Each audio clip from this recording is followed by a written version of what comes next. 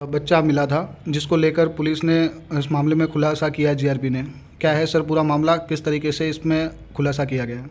जी 21 जनवरी को स्टेशन अधीक्षक पिंडवाड़ा ने सूचना दी थी कि एक लावारिस बच्चा मिला है, जिस पर हमने आरपीएफ स्टाफ को पिंडवाड़ा वाले को निर्देशित किया कि वो बच्चे को तुरंत कब्जे में लेकर के उसका मेडिकल करवा करके और CWC सिरोही के समक्ष पेश कर करके उसको बाल सुधार गृह में सुरक्षित देख रेख के लिए रखें। तत्पश्चात थाने से हेड कांस्टेबल मनसाराम व जाप्ते को भेज करके अज्ञात माता पिता की तलाश के भरसक प्रयास किए, लेकिन रात्रि में कोई कामयाबी नहीं मिली। सुबह वापसी में मनसाराम द्वारा स्टेशन अधीक्षक का मीमो व रात भर जो तलाश की गई व अन्य जांच की गई उसके कागजात पेश किए, जिस पर प्रकरण दर्ज कर अज्ञात माता पिता के खिलाफ प्रकरण दर्ज करके अनुसंधान शुरू किया गया। तत्पश्चात मुखबिर खास से सूचना मिली कि एक व्यक्ति रेलवे स्टेशन पिंडवाड़ा पर बच्चे के संबंध में पूछताछ कर रहा था, जिस पर उसको समझाइश की गई कि उसको समझा करके आबू रोड भिजवा दें, भाई बच्चा वहाँ चले जाए, आबू रोड में मिल जाएगा। तो जैसे वो रेलवे स्टेशन पर आया, हमारे स्टाफ ने उसको पूछ करके और थाने लिया है। थाने ला कर उससे गहनता से पूछताछ की गई। तो बच्चे के संबंध में तो कहा कि भाई बच्चा मेरा ही है। मेरी पत्नी जो है वो थोड़ी मानसिक रोग से ग्रसित है, जिसका इलाज पालनपुर में चल रहा है। कल हम दोनों साथ में थे, लेकिन पत्नी मेरे से बिछड़ गई थी। पत्नी ने भूलवश वो बच्चा वहाँ रख दिया था और वो उसको भूलने की आदत है। सुबह जब मैंने देखा तो बच्चा के बारे में रेलवे स्टेशन पिंडवाड़ा पे बच्चा ले जाकर मैं आया था यहाँ पे, और अभी मैं आपके पास में हूँ। बच्चा मेरा है। और जब उसने मानसिक रोग तक की बात बताई पत्नी की, तो हमने कहा भाई पत्नी को बुलाओ और उसका आपके परिजनों को बुलाओ। तो परिजन और उसकी पत्नी जब थाने पे आए तो उनसे पूछताछ की, तो उन्होंने बस वही रटी रटाई बात बताई कि भाई बच्चा मेरा है, मैं मानसिक रोगी हूँ, मैं भूल जाती हूँ। लेकिन बच्चे के पास में जो लेटर मिला था उसके संबंध में वो अनभिज्ञता जाहिर करते रहे दोनों पति पत्नी। उनसे तसल्लीपूर्वक भी पूछताछ करी, लेकिन कामयाबी नहीं मिली। तत्पश्चात उनको बाल सुधार कल्याण गृह सिरोही ले जाकर के बच्चे को दिखाया गया। उनके साथ में छोटी बच्ची थी, उसको दिखाया गया, ना कि माता पिता को। और वहाँ दिखाने के बाद में माही नाम की जो लड़की थी, उनकी सबसे छोटी, उसने पहचान कर ली भाई मेरा भाई ही है। बच्चे का नाम रुद्र उर्फ किट्टू था।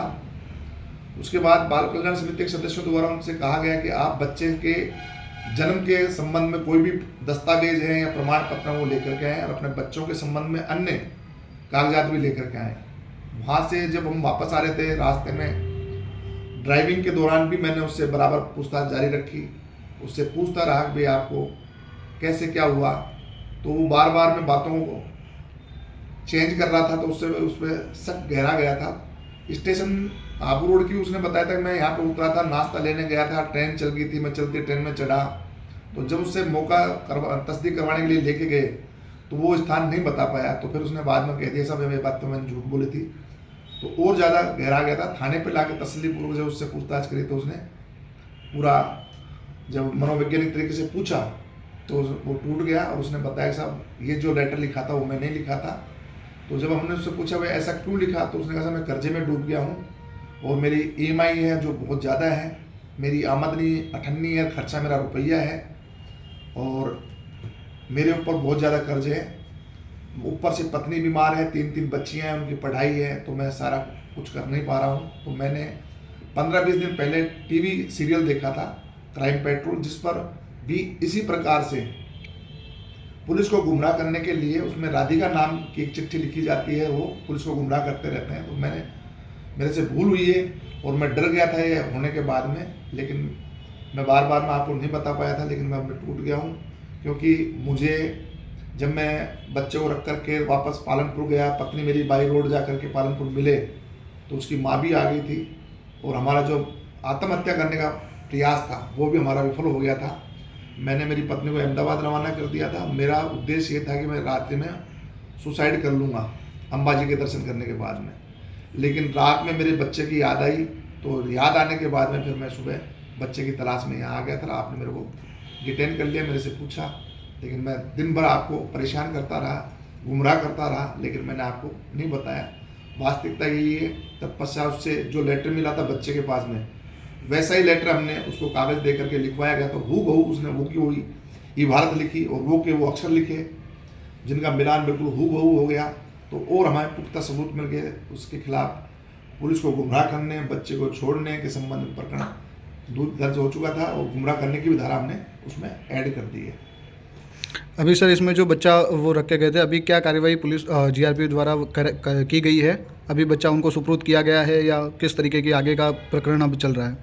बच्चे की जो सुपुर्दगी की बात है वो CWC सिरोही ही निर्णय लेगी। इस संबंध में हमारा कोई वो नहीं रहेगा जी क्योंकि बच्चा उनके हमने दाखिल करवा दिया, बच्चे की आइडेंटिफाई भी हो गई है, तो अब वो किसको देंगे वो उनका लुकआउट है। जी हमारा सिर्फ इन्वेस्टिगेशन का है, जिसमें इसमें ईश्वर भाई पुत्र अमृत भाई, उम्र 35 साल, निवासी अहमदाबाद, जाति पटनी, के खिलाफ BNS 2023 की धारा के अंतर्गत 93 व 90 60A के अंतर्गत उसका अपराध प्रमाणित पाया गया है। जी जो जमानती अपराध होने के कारण से उसकी जमानत परिजनों द्वारा पेश कर दी गई है। जी अभी कुछ और इन्वेस्टिगेशन में आता है। इन्वेस्टिगेशन पूर्ण करने के बाद माननीय न्यायालय में चालान पेश किया जाएगा। जी सर, नाम बताइए। मनोज कुमार चौहान, GRP थाना अधिकारी, आबू।